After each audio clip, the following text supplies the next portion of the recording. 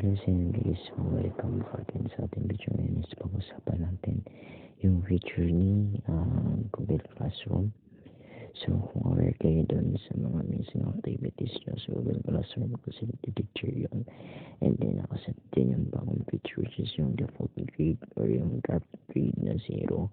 So paano nga magawin yun? So open nyo yung Google Classroom for Teachers sa web version or sa desktop. So yun, pwede nyo siya i-access through any browsers. So just make sure to go to classroom.google.com. Then yun sa link doon sa inyong teacher's account or sa free version ng Google Classroom. So sa inyong any Google account, so pwede lang gawin.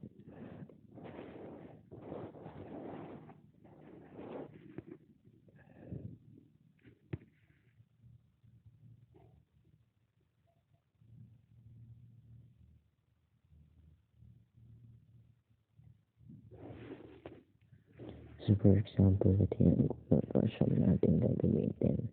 So just make sure na nandito kayo sa stream ng inyong Google Classroom. Ayan, and then click nyo yung gear icon dito sa gilid. Sa tabi ng vertical dots. Ayan, click nyo yung gear icon doon.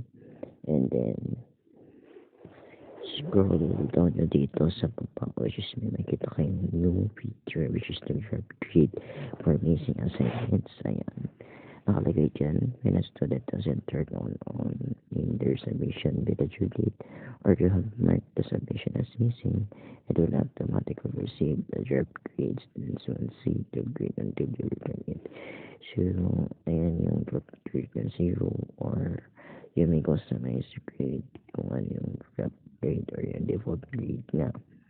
So yan, chance natin nyo yung activity na yun na yung 0 ang default or draft grade is makita ng students yun.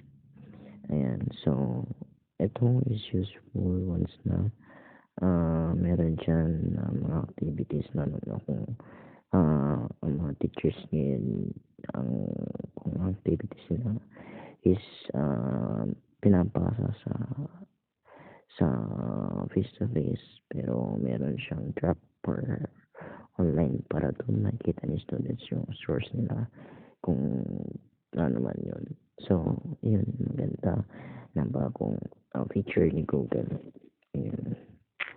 So I hope you learned more about our video today, and see you again for our next video, and thanks for supporting us. Yun lang guys, and happy 2025 sa inyo. So more videos to come, and see you again guys sa ating mga videos. Yun lang guys, bye bye.